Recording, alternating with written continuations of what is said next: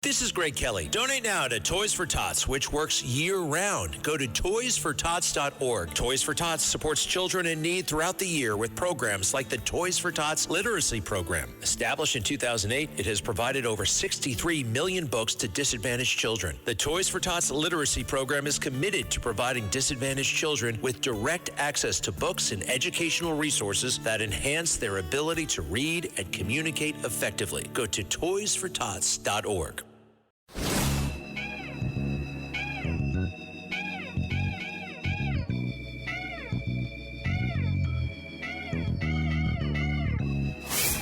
The sound of praise for your Sunday morning. The only one who could ever teach me. Introducing Reverend A.R. Bernard of the Christian Cultural Center. Was the son of a preacher man. And Rabbi Joseph Potasnik of Religion on the Line. The only one who could ever teach me. Now, here's the Rev and the Rabbi, where faith matters. Good morning. I'm Rabbi Joseph Potasnik. And I'm Reverend A.R. Bernard. Reverend, I was just thinking, we had Ramadan, we now have Passover, we have Easter, we have Orthodox Easter. I mean, I think God will go on sabbatical, during the month of May. I mean, even God gets exhausted. But it's really been, I think, very refreshing to see people of different faiths, who enjoy coming to their respective houses of faith, spending time with family. And that's, to me, that's a major, major part of what all holidays have in common. We are going to go to the conference line and speak with someone I've come to know and admire in the short time we've been together, Father Peter Purpura, who is the Chancellor of the Brooklyn Diocese, a chaplain at FDNY, pastor of Lady of Hope in Middle Village, Queens. Father, good morning. Thank you for being with us. Thank you for having me. It's a joy. Yes. Let's talk about this recent appointment. What does it mean to be Chancellor of the Diocese? Well, it's one of these things that had an original purpose envisioned by the church, but then it's developed. So essentially, it's the caretaker of kind of the documents of the church. So you're almost like an ecclesiastical notary, but in the historical evolution of that role, it's taken on many different forms. So you touch a lot of different aspects of the church, a lot of legal matters, both internally and externally. So it exposes you to kind of a broad expanse of the life of the church. Now, he's got me inspired here. What kind of documents? What are some of those documents? Can you talk about them? Is it okay? Sure. I mean, it could be something as simple as the appointment of a pastor. But really, archives are meant to be kind of a historic record of the life of a church. So it's safekeeping all of those documents, from appointments to official communications to certain decrees, permissions related to marriage, permissions related to the other sacraments. So one of the things the church does well, I believe, is the keeping of records. Obviously, the most important being the sacramental records, but there's a lot of others that we keep. Right. Well, when you say keeping of documents, I think immediately of historical documents, that you're responsible for over time. But this is really administrative within the practices of the church, yes? It is. When the Diocese of Brooklyn was created in 1853, so, we have documents even from before that. Our first Catholic parish in Brooklyn was founded in 1822. Before that, the Catholics had crossed the river on Sunday morning to go to Lower Manhattan. So really, the life of the church beginning in 1822. I'm sorry, Rabbi. He's got me intrigued here. I'm already seeing Nicolas Cage, and he's moving through a scene in a movie, and he's got to speak to Father Pete here about a special document that goes back to 1800s. What kind of incidents around documents can you recall being told, or maybe happen? Well, it wouldn't happen on your watch because you just took that over. But in the past, what kind of incidents have taken place where this keeping of documents has been so important? Well, in these days, there's a lot of legal matters, right? That, you could think of something, something as simple as, records of schools, right? And which we keep, attendance records. 50 years later, there could be a matter where you want to be able to confirm that a student was in a school 50 years ago on the day they said they were. So things like that are quite common. Yeah. Could you pull out the record of A.R. Bernard and just see what comes up on that? You were talking, I thought to myself, sometimes we're the Kleenex generation. We take things, we just throw them, toss them away. But I think back the cards that we received from, our kids, our parents. There are documents, family documents, that we try to preserve, to look back. We look at those pictures. I remember there was a rabbi in Brooklyn, Harry Halpern. He said, if you lose a wallet, you're ready to accept the loss of money and the credit cards, but you want those pictures desperately returned because they recall special moments with special people. Of course, today, digitally, things are preserved in a different fashion. But there are things that we need to hold close to us and to remember the people who really meant so much to us, who sent us all kinds of notes, and other people, not just family members, but, letters from individuals who took the time to write something that was very, very meaningful for us. So we don't lightly take documents, and that's why I guess each one of us is a chancellor in our own particular family settings. Yeah, interestingly said. All right. Talk about Easter. Yeah. Talk about Easter, obviously, from your particular view, Catholic, Christian, but also there are many people listening, around the country who are not all Christian. And give us the particular and the universal meaning. Yeah, I mean, I think it's always interesting the time of year that Easter is placed, right? So it's at a time where there's rebirth happening around us. We can kind of perceive in the natural world new life. And on the supernatural level with Easter, we believe in, because the tomb is empty, because he who was crucified lives, that there's newness of life. And so that's the great celebration of Easter, that light casts aside all darkness. So it's a feast of light, of life, of victory, which ultimately I think is a celebration of joy. Isn't it foundational to all of our faiths in terms of that spirit of hope, of optimism, tomorrow? I've been to many Holocaust remembrance ceremonies. At the end, we always conclude with, I believe in the coming of the Messiah. That people in their last moments still said, I believe. And it's something that's endemic to all of us, and I think people need. I mean, if you don't have optimism, where do you go? What do you do? Right. I mean, why even look forward to another day? Mm-hmm. Yeah, the fruit of faith is hope. The belief in something allows you to trust that there's something yet to be revealed. Father, why on a Sunday? I mean, the first Christians were Jewish Christians, the early Christians, and they were used to the Sabbath cycle. But instead of celebrating a Sabbath, we celebrate the next day after the Sabbath, the beginning of the week. Why is that traditionally? Right. Well, obviously, there's kind of been a transfer, and that is true. The earliest Christians were Jewish for the most part in those first decades until the gospel reaches the kind of the other world, whether it be the Greek world or beyond. But the Sunday being the day of the resurrection, so the third day, and so that becomes the holy day for Christians. Right, and it's a symbol of new beginning, right? Light over darkness, conquering death, and the first fruits of a new beginning. There's so much symbolism built into that in our faith. We've got to go to a break, Father. Hold on. We're going to be back with more of the Rev and the Rabbi right here on Red Apple Radio Networks. Reverend A.R. Bernard, Rabbi Joseph Potasnik, where faith matters. The Rev and the Rabbi.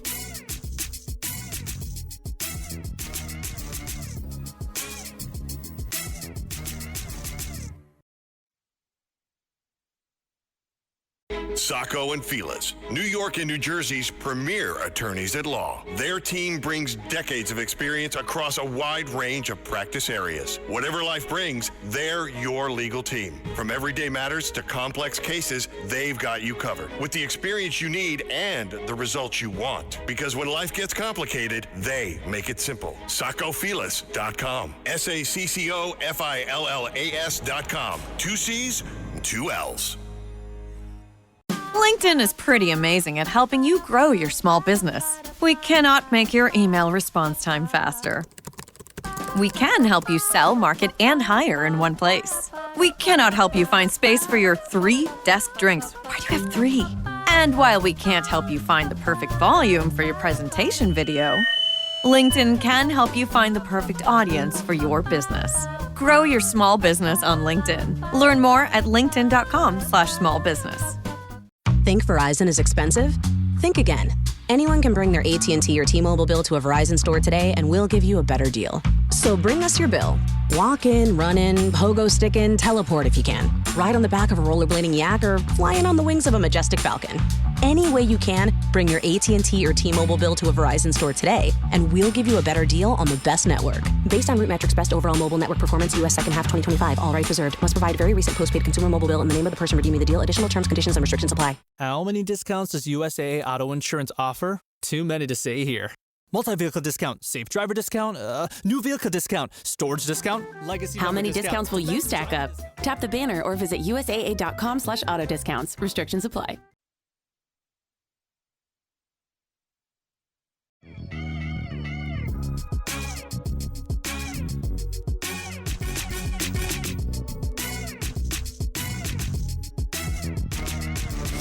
Reverend A.R. Bernard, Rabbi Joseph Potasnik, the Rev and the Rabbi. Welcome back. I'm Rabbi Joseph Potasnik. And I'm Reverend A.R. Bernard. And we are speaking with Father Peter Purpura, who is the Chancellor of the Brooklyn Diocese.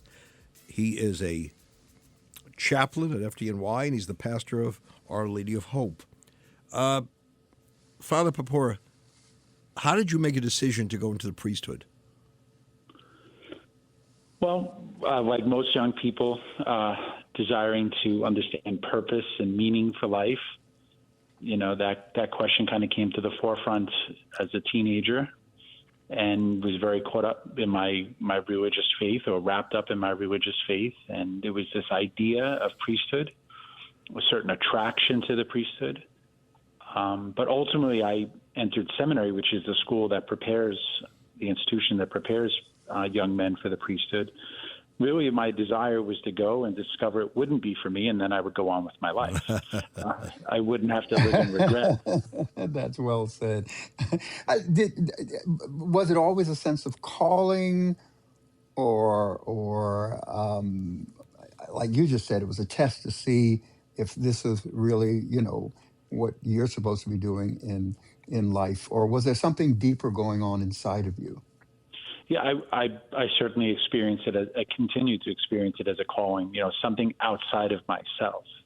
That, you know, that this wasn't necessarily something I wanted, but I was conforming my desire, my will, to something that was outside of me. So definitely that sense of a calling, which is confirmed in many different ways. You know, confirmed by people that identify it in you, and then confirm it in the church. So there's kind of that coalescing of your own discernment with that of the people around you. Right. Father, we were together at a church in Bell Harbor. Yes. And you were the homiletician, the one who presented the message that day. You knew the family. You spoke of service. Talk about that, because, you know, we've been to a number of funerals, and Reverend was just at a funeral the other day of someone who served NYPD and FDNY and military. There is something very unique when you meet these families. They always tell you he or she loved what they were doing. They wouldn't exchange it with any other position, regardless of the remuneration, regardless of any other rewards. This is what they wanted to do, even knowing the dangers ahead. Well, in the, particularly with the fire department and other departments and, public servants, there's a big legacy factor that a young person grows up witnessing a parent or an uncle or, a sibling and seeing their life, in service of others.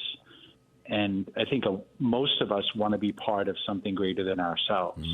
So I think that legacy piece is a huge influence in witnessing firsthand what it means to be a person of service, of sacrifice, and then wanting the young person, inspired to do the same with their own lives.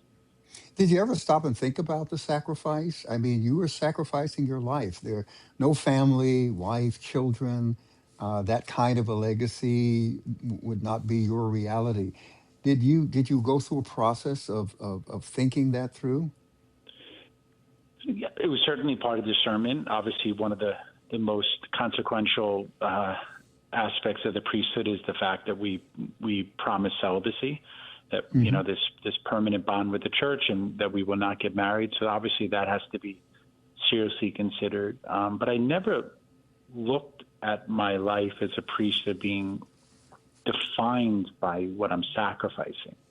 I always was able to acknowledge what I'd been given because of my willingness to serve. And I try to, when I speak about a vocation or I speak about, how someone might consider for their own life, I try to put the emphasis on that. I said, so many things that have been given to me beyond my imagination because of my vocation. So, really that's what I kind of focus more on. What is That is a homily. I'm sorry, Rabbi. Yeah. I'm taking notes. That's a homily right there. He Yeah. didn't define his life by what he was going to sacrifice, but what he was going to receive, the blessing that would come. Beautiful. Yeah. What was the reaction of your parents, your family, when you made that decision? It was interesting. I had quite a religious family. Both my parents had uncles who were priests. My father's sister was a religious sister. But even that being said, they thought I was too young at the time. I was only 19 when I entered seminary. And so they were pretty adamant in wanting to see me graduate university before I entered. But once they visited the seminary and kind of saw the young men that were there, from that moment forward, they've been nothing but supportive. And that's a blessing, because that's not a common experience. I mentioned to you, my mom always said to me, I want you to become a doctor. That was her wish. And she would call me on Wednesdays when I was in the office at the synagogue. And why Wednesdays? Because historically that was the day off for doctors. And she said, had you listened to me, you wouldn't be sitting behind a desk there. You wouldn't be out there working. But, then she became very, very, not just accepting, but proud. And I've met a lot of parents of clergy, and they realize there is this psychic income. There's something you receive that is just irreplaceable. We often say you have to live life with purpose, and for many of us, there's no greater purpose than to do what we do and to be there for other people who need our strength and support. Yeah. I have to ask this question. We've got a few more minutes for the rest of the program. But given today's culture wars, given the confusion of conscience that we're seeing, where people are no longer just arguing or debating over values, but they're having trouble discerning right from wrong. How important do you feel your voice is, your moral authority is in a society at a time like this? I'd be naive to think that I have a very broad impact in greater society. And in many ways, I think what's happening now is there are becoming smaller communities of faith, but communities that are more fervent and are fully grasping the implications of faith. But I think within those communities, within my own community, I have a potential of being incredibly influential. You shape people's image of God. You shape image of their own life with God. And I get the impression more and more we're seeing a huge resurgence among young people, 20-year-olds, that they're coming looking for answers. They want clarity. They want to understand what the church teaches. So there's a tremendous potential with that. How is it working with the chief chaplain of FDNY? It's been a joy. It's been a joy. I just want to make sure. So I knew you would get something like that in the conversation. No, you but being the chief chaplain. I got to tell you something. Father Purpura, there's a Father Fred Pellegrini. These are recent members of the chaplaincy. And Reverend Bernard, you're a chief chaplain in YPD. I'm inspired when I see these people who are ready to serve. If there's someone in the hospital or whatever, they're ready. No matter what else is going on in their lives, even if that day is assigned to them, but it could be a different day. They want to be there for someone else who is in desperate need of a chaplain. And also for the other guys, for the other members of FDNY. And I think, Father, we walk away at the end of all, we say, we've been enriched. We hope we've done something for others, but they have done much for us. Sure. So it's a great reward, and we're just very fortunate to have you with FDNY. I was telling Commissioner Cassano, who's a religious devotee of this program, and when he heard you were coming on, he says, "No, I listen all the time. I'll listen even more today." So just know I'm happy to know that. You've inspired the former commissioner to listen even more today. Yeah. Thank you. And you never know who's in that congregation that you inspire deeply, and they end up touching the lives of tens of thousands of people. You never know. Yeah.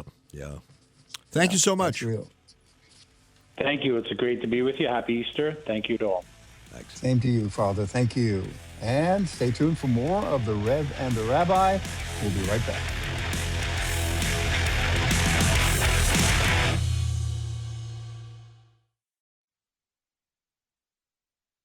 Tomorrow morning is knocking. Stock your fridge now. How about a creamy mocha frappuccino drink? Or a sweet vanilla? Smooth caramel, maybe? Or a white chocolate mocha?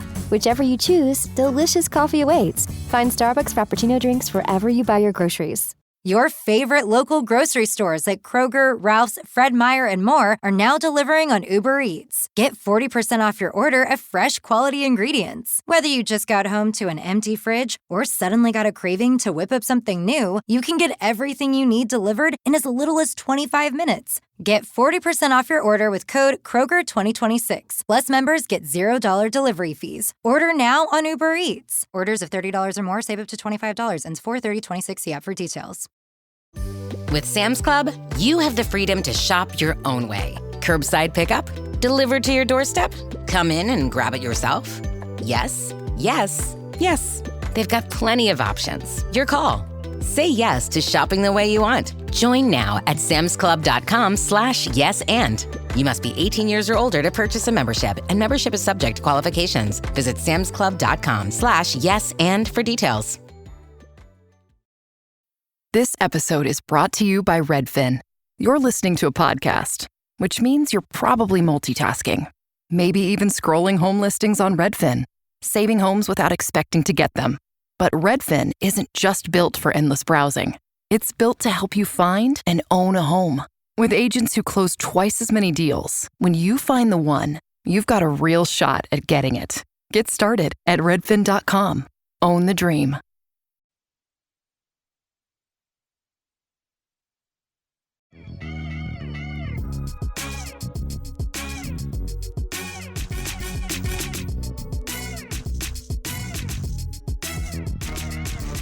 Reverend A.R. Bernard, Rabbi Joseph Potasnik, the Rev and the Rabbi.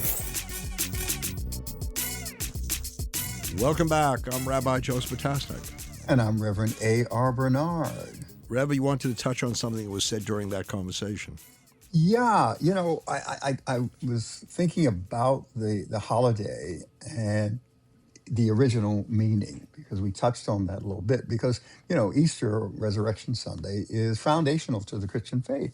The resurrection of Christ demonstrated his authority, his messianic fulfillment, So that's very, very important to us.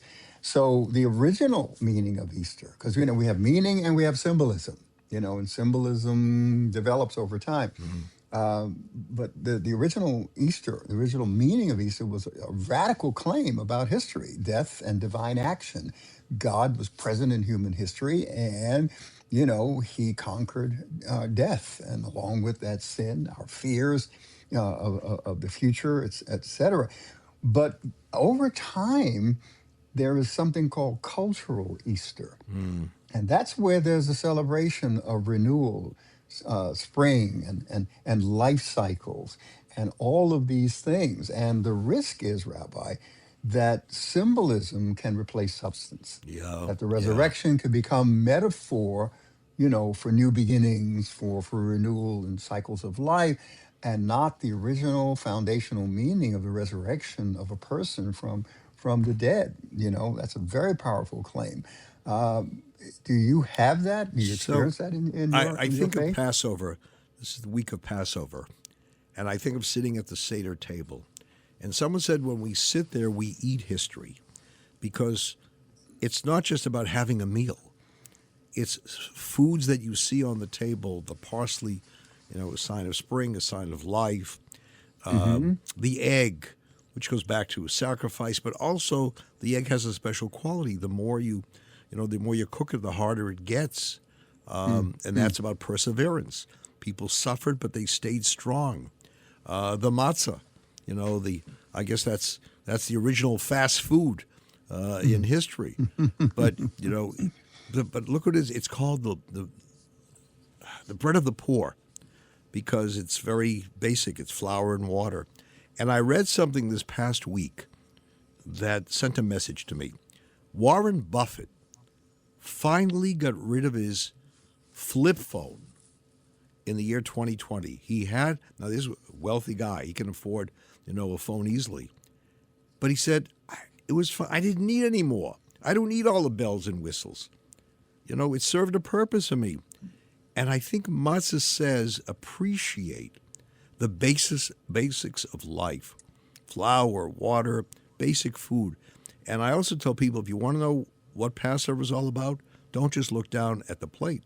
Look around at the people sitting at the table. It gives you a chance to recognize those who matter in your life. So yes, it's about darkness and how darkness becomes light. It's about people who were enslaved and then found freedom. And by the way, after Passover, we look forward to Pentecost, Shavuot. So you can't have freedom without law. That's all about laws. Freedom is not without boundaries. But I think the essential message of Passover is not overtaken by commercialism. I know some of the holidays, I look at Hanukkah and all the gift giving, and sometimes it diminishes the story. But Passover, it's reinforced by the Seder, by the narrative, sitting and reading the Haggadah. So I think the message is still there. And I often say to people, freedom, the one lesson of freedom is the freedom to be yourself. The freedom to, right? It's not to imitate others, but it's the freedom to be you. And I think that's an important message. That's a responsibility go ahead. Sure. we have, right? Yeah, we have a responsibility to make sure that we engage in symbolism, but it doesn't take the place of the substance, the meaning. That's what's so important about all these things. Because when we think about it, we fold into another conversation about ritual versus practice. Because millennials are saying, "Well, I'm not religious, but I'm spiritual." And when they say religious, they're really talking about the institution, and all of its ritual and practices. But those things are important, ritual and practice, because if we didn't have ritual, if we didn't have practice, we wouldn't have the preservation of spirituality and faith for so many generations across so much time here. We have a ritual, and I'm looking at Elias, who knows this ritual, Elias Raff, who's our producer, where we take time to find bread. We put breadcrumbs in certain locations Then we take a candle, sure the lights are off, a candle, a feather, and a spoon. And in this painstaking fashion, we look for the bread. And then later on, we burn the whole thing. And somebody once said, there was a millennial, said to me, wait a minute, why don't we just put on the lights? Why do we have to do it? Why do we have to make it easy? And I said to him, sir, that's exactly why we don't put on the lights. We don't want to make it so easy that it's meaningless. When you have to struggle to find something, when it is important to you and you're not going to give up the search, you know, what does it tell you? First of all, you learn to live in darkness for a bit. But second, you don't give up. I'm going to find those breadcrumbs. I'm going to do it in this fashion with the feather gathered, put on the spoon, and then put the whole package together and destroy it. But life is not easy. I think I mentioned to you, we eat the bitter herbs, right? And we dip them into an unusual mixture of apples and raisins. It's sweet. It's bittersweet. And I often say to myself, when Shakespeare spoke of sweet sorrow, I think he plagiarized the Passover Haggadah, right? He wasn't a great fan of the Jews, but you know, here there are so many lessons, substantive lessons, that you lose if you're just looking for the simplistic or just it's spiritual. It's more than that. It has definition. It has requirements, obligations. You have to make sure other people sit at the Seder with you. You know, people who are poor. There are things asked of you. So it just can't be some amorphous, you know, spirituality. That sounds very nice. Right, it's nebulous, yeah. But you know, it speaks to the fact that without the institution, you don't have the preservation of ritual. And let me just clarify for our audience: when we say ritual, you know, we're making a distinction between ritual and practice. When we say ritual, we're talking about those things that are structured, that are repeated acts that we engage in, that are communal and symbolic. You know, like in our faith, we have baptism, communion, the liturgy, prayer forms, and observance of sacred seasons like Good Friday and Easter and Holy Week, because ritual gives how can I say it? Gives faith a visible language. You can see it. You can touch it. You can participate in it. You know, but when I think about practices, it's the application of faith. You know, how you live your life, how you think, the choices that you make. You know, how you serve, how you love. You know, that's where practice is giving faith a lived reality. I remember a parent saying to me the following. It was a Saturday morning, and he said to his son, we're going to services. The son said, Dad, can't we go to the beach and we'll pray there? And he said to his son, you know, that's a great idea. When is the last time we did? When's the last time we went to the beach and we prayed there? And the fact that we go to the synagogue, there's this regimen. It says to us, this is important, with all the other lessons of being in the synagogue. So that easy way out, you know, make it quick. You know, it's, you know, I want to enjoy the service. Make it quick. No, you gotta take time to understand it. So I appreciate ritual, because ritual is not without a message. And going to the house of worship is both. It's both ritual and practice. It's something that we do on a regular basis, right? And at the same time, it's a lived reality. Going, you know, getting up and getting there and participating. And these things are so important to our faith. And this is what we lose when we come up with some nebulous, I'm spiritual. Right. You know?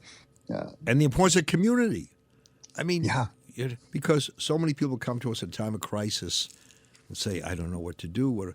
And I think to myself, if you had been part of a community, you might be able to cope with this a little more meaningfully. But, you know, still we guide the person. But that's why the idea of a minyan, people with you, the idea of a shiva, people with you, the idea of a seder, people with you. You can't celebrate well alone. I know some people enjoy being alone. We always say we need space. I get it. But so much of life depends upon being with others. Life We has to be don't lived in the develop. plural. Yeah, yeah. We don't develop properly. Look. We go back to Genesis, right? It's not good for man to be alone. It wasn't just talking about the male individual who needs a wife.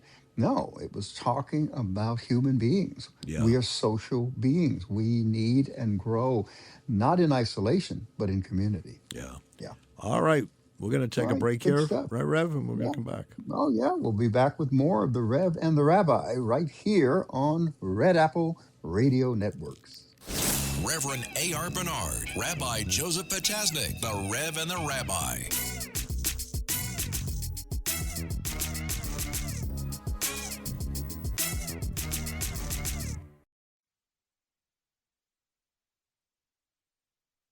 We gather here tonight to bring women back to their rightful place. The Testaments, a new Hulu original series from the executive producers of The Handmaid's Tale. It's easier to accept a story than believe that the people around you are monsters. The battle isn't over. There comes a time when you have to take action, when you have to choose your own destiny. Never quite as it seems. Watch the new Hulu original series, The Testaments, April 8th on Hulu and Hulu on Disney Plus for bundle subscribers. Terms apply.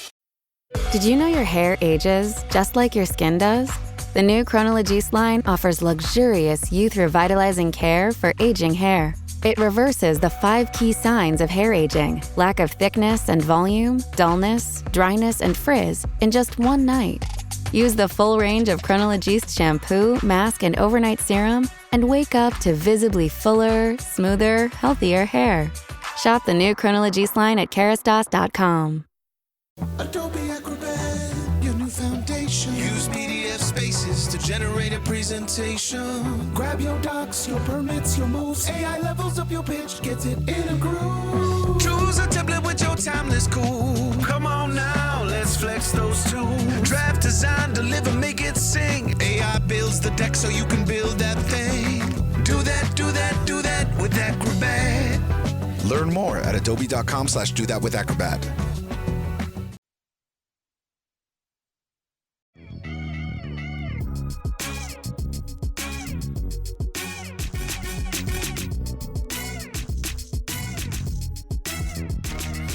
Where faith matters. The Rev and the Rabbi. Welcome back. I'm Rabbi Joseph Potasnik. And I'm Reverend A.R. Bernard. Reverend, I was thinking of Father Purpura's conversation with us, and I recalled a rabbi in Brooklyn named Harry Halpern. He's no longer living. He was at East Midwood Jewish Center on Ocean Avenue. And he was not tall. He was, considered short. And someone once in the congregation said to him, sometimes people can be insensitive. Does it bother you to be so short? And he responded by saying, sometimes I feel like a dime surrounded by many nickels. In other words, you can be smaller, but of greater value, right? That's good. Right. That's a good. Someone's luck. And I think he talked about these small communities that some places we're not seeing growth in size, but we're seeing growth of impact. Mm-hmm. Yeah. And that's what's changed for us as a congregation. We come from the age in our religious tradition, the last 30, 40 years, actually, from the 70s up until now, the age of what we call the mega church, these giant gatherings of people and, 10, 15, 20,000 seat auditoriums. And it was a one-stop shop. And I understand the idea. It was a gathering place. It was a destination. People came and they were spending the whole day in church. And so it was called the mega church. But that model has changed. Things have changed. And we understood it, especially with the disruption of COVID. All of a sudden we realized no longer are we trying to build this massive campus and have everybody come to one central location. We understood that things were shifting. So we started establishing other campuses and experiencing decentralized growth. So we continue to grow, but our growth is spread out, up and down the eastern seaboard with new campuses, but across the country, through virtual means and around the world. Also, we're reaching through virtual means. So there's been quite a shift, and people are looking for spiritual formation, meaning, purpose within the context of a close community. You know, when I was a student rabbi, I got experience in different settings, and there were some larger congregations. And I remember one was a community room of a building that wanted to have a rabbi for the Sabbath. Very small room. 20 people came on a Sabbath morning, and I said to them, when you leave here today, you tell everybody that there was standing room only in this congregation today, because you put 20 people in and there was no more room. And but I got to know people individually, and I think sometimes when you have those larger settings, it can be very, very meaningful, but sometimes we lose the one-on-one. The importance, people talk about smaller classes. So when someone said to me, is religion growing? I said, I don't know what you mean by that, but if you're going to measure it only in numbers, some places yes, some places no, but that's not how you should measure growth. You measure growth by what impact does it have on people's lives. That's it. Transformation, spiritual formation. Those are the things, and the impact that the people that we touch are having on society, on their families. I had one conversation with one of our ministers of music, and very impactful music ministry. And I said, we have a conversation. I said, keep in mind the reason why you're here. You're very gifted, very talented as a musician, but here's why you're here. Can your wife say that you're a better husband since you've been coming to this church? Are you a better father to your children? Are you a better man? Are you a better human being? I said, that's the metric. That's the real metric, that you are here in this congregation. We appreciate your gifts, your talents, your abilities, etc. But the real metric, the real measure is your growth and development as a person. We've all officiated, you and I and so many other members of the clergy, at funerals. And times people come over to me and say, I loved my father so, I loved my mother so, I don't know what to do now. And I paused for a moment. I said, let me make a suggestion. Tell me what your dad enjoyed, mom enjoyed. Oh, my mom loved cooking. I said, you cook? No. I said, how about learning to cook? And every time you'll cook, you'll think of your mom. And what else? Oh, my dad loved serving in the food pantry. I said, how about you? Well, I don't do that. I said, why don't you do it once in a while? You'll be memorializing them in a meaningful fashion. And when we talk about legacy doesn't end when the person's life comes to an end. We have to perpetuate legacy by doing some of the things they would have wanted us to do and that they would have wanted to do. Right. And when you can have those conversations, people say, I know how to keep my parent alive. They may have died, but they're going to continue to live on in a different fashion. Right. Right. No, it's true. It's true. I like the idea of being in touch with a person who's passed on by doing what they did. We lost our firstborn son 11 years ago. And my granddaughter, she comes over. My grandsons, they stayed with us and we took care of them. But my granddaughter would come over and you give her a kitchen and she goes to work and she is in a wonderful place cooking and baking because that's what my son was a chef. And she says she feels close to her father, although he's not here. She feels a certain closeness to her father when she's in the kitchen and she's cooking. We don't mind because we benefit, right? we get the food, we get the meal. But it's a spiritual experience for her. And to hear her say that, it gives great meaning. So thank you. Thank you for sharing that, Rabbi. So we have about 4 or 5 minutes left. And, recently in New York, we saw the passage of the buffer zone bill where people have to stand back if they're protesting so others can walk to the house of worship without interference, because we've had some negative experiences in New York. People going to a synagogue, got harassed verbally, or people standing right on them, preventing them from going in. And at the press conference, I mentioned, people pointed an accusatory finger at some of us as Jews and said, you're stifling protest by supporting that bill. And by the way, there are people of other faiths there too. I said, we're stifling protest? Give me a break. We're Jews. We're the people of protest. We go back to Abraham. Abraham protested, the destruction of the cities. Every time there's a, desecration of a mosque, a church, or any other house of worship, we're protesting. Yeah. It goes back to a conversation about boundaries. We need boundaries in this world. And even though we have the freedom to protest, to express our disagreement, our displeasure with something, it should be within certain boundaries that protect the rights of other individuals. Can you imagine? I remember my first trip to Zimbabwe, and I had the opportunity to drive. Rabbi, there were no in the roads that I was on. All right, it was a two-way road, but no center line. So it was like, whatever, however you can get by and around, even with oncoming traffic, you did what you had to do. And I said, boy, I really appreciate those double yellow lines and single yellow lines and even those the long white lines. We have to have boundaries. We have to keep order, boundaries of direction, boundaries of respect. I mean, we put, doors on houses, and we live in a world where even in relationships, there has to be boundaries. Could you give that sermon to e-bike drivers about, following the boundaries, the lines, and all of that? Very quickly, I read Jeff Jacoby, we've had a guest a number of times, and he quoted another source.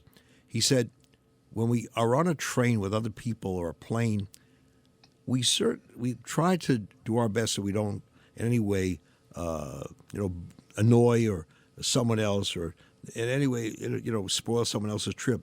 But when you're in the car, you don't have those boundaries. You drive on your own, you sing, you make all the noise you want. He said, the thinking is that the car, the idea of no boundaries, create this loss of civility. Because when you're, of course, today on a train, I'm not sure civility rules anymore. But the whole idea of being mindful of others who want to be there and enjoy themselves and don't interfere with that. Rev, this has been a great conversation. Yeah, it's been a wonderful conversation. I'm getting that sign from Elias once again that time to wrap it up. This is the end of this particular program. And look, to those of you, our listeners across the country who celebrate the Easter holiday, gathering with your families, getting involved in services, etc., ritual and practice, we wish you and your family God's blessed and safety. Until next time, the Reverend the Rabbi, right here on Red Apple Radio Network.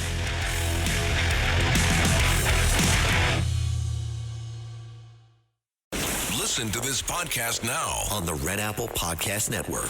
Why is the middle class shrinking? Why are people facing an affordability crisis while marginalized individuals called informals grow in numbers? Join me as I travel the world, speaking with people living in invisibility, the leaders working to solve it, and uncovering the hard truths shaping our economy and daily reality.